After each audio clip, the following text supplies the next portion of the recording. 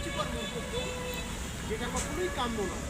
একজন দায়িত্বশীল বিধায়ক হিসেবে বিজেপির বিধায়ক অসীম সরকার কত ন্যাক্কারজনক ঘটনা ঘটিয়েছে, আমরা শুধু পশ্চিমবাংলাবাসী নয়, গোটা ভারতবর্ষ তথা গোটা পৃথিবীর যারা কোরআনপ্রেমী মানুষ আছে, ইসলাম ধর্মাবলম্বী মানুষ আছে, যারা শান্তিকামী মানুষ আছে, তাদের মনে আঘাত, তাদের মনে কষ্ট দেওয়া হয়েছে।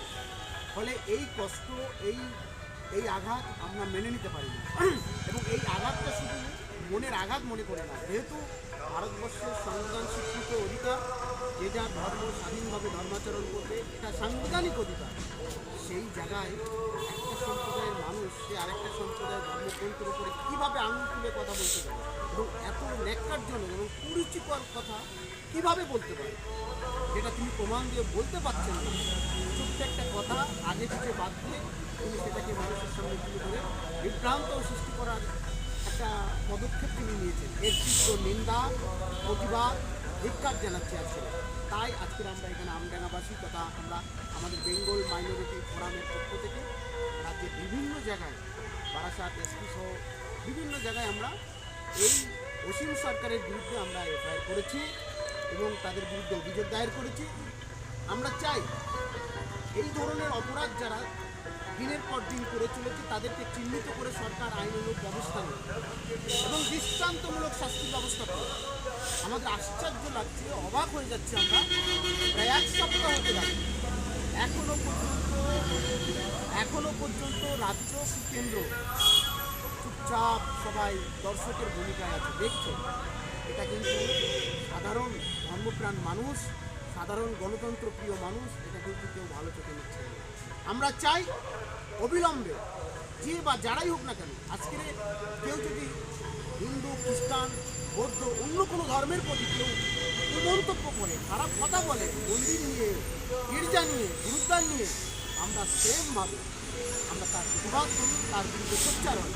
সাম্প্রতিককালে আপনারা জানবেন বাংলাদেশে একজন সংখ্যালঘু হিন্দু ভাইকে যেভাবে নির্মমভাবে হত্যা করা হয়েছে, এটা অত্যন্ত বেদনাদায়ক ঘটনা। এটা আমরা কখনোই সমর্থন করি না, চরম প্রতিবাদ জানাই, যেটা কখনোই কাম্য নয়। আজকে আমাদের ভারতবর্ষের মুখে, পশ্চিমবাংলার মাটিতে, সম্প্রীতির মাটি, এখানে এভাবে সম্প্রীতি নষ্ট হবে। একজন দায়িত্ববান মানুষ, একজন বিধায়ক মানুষ, তিনি জনপ্রতিনিধি, কীভাবে এই ধরনের কুরুচিকর মন্তব্য করে? আমরা সাধারণ মানুষ এর বিরুদ্ধে প্রতিবাদ জানাচ্ছি। আমরা চাই দ্রুত সরকার এদের বিরুদ্ধে আইনানুগ ব্যবস্থা নেই। তা না হলে সমাজ আজকের যে জায়গায় অবস্থান করছে, আগামী দিনে যদি কোনো দুর্ঘটনা ঘটে, তাই কিন্তু যারা ব্যবস্থা নিচ্ছেন না পুরোটাই তাদেরকে বিজেপির বিধায়ক, আমরা সকলেই জানি হলে অসীম সরকার বিজেপির বিধায়ক, ভারতীয় জনতা পার্টি। তিনি শুধু আজকের করে নয়, বিভিন্ন সময় এটা রাজনৈতিক এজেন্ডা বানিয়ে ফেলেছে। ইলেকশন আসলে এই ধরনের খারাপ কথা, কখনো ইসলাম সম্পর্কে, কখনো কোরআন সম্পর্কে, কখনো নবী সম্পর্কে, কখনো মাদ্রাসা সম্পর্কে, কখনো মসজিদ সম্পর্কে, এটা কি তামাশা হচ্ছে? আমরা চাই অবিলম্বে এর সুষ্ঠু সমাধান হোক। আইনের প্রতি পূর্ণ আস্থা আছে, তাই তো আমরা কেউ আইন নিজে হাতে তুলে নিই না। আমরা আইনের প্রতি ভরসা রেখে আইনানুগ ব্যবস্থা যাতে গ্রহণ হয়, তার জন্য আমরা থানাতে এসেছি, আইনের আশ্রয় নিয়েছি। এখানে আমরা অভিযোগ দায়ের করেছি লিখিতভাবে এবং বিভিন্ন জায়গায় আমরা করেছি।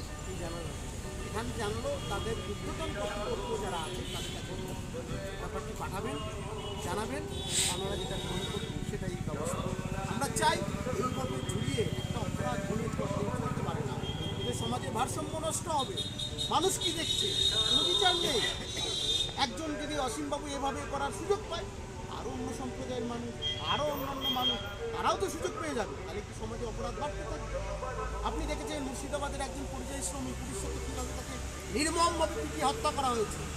আমরা তো দায়ী করবো এই ঘটনার জন্য তাকে পিটিয়ে হত্যা করা হয়েছে। এর দায়ী কি অসীমবাবু নিতে পারবেন? এর দায়ী কি সরকার নিতে পারবে? এই যে পরিযায়ী শ্রমিকদের উপরে, তাদের উপরে নির্মমভাবে পিটিয়ে হত্যা করা হচ্ছে, কাদের স্বার্থে, কিসের স্বার্থে? এই কি বিচার হবে না?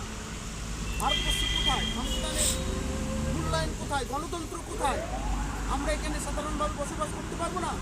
বৈচিত্র্যের মধ্যে ঐক্য কোথায়? আজি নজরুল ইসলামের কথা, ওরা একই বিন্দু দুটো কুসুম হিন্দু মুসলমান, কোথায় সেটা?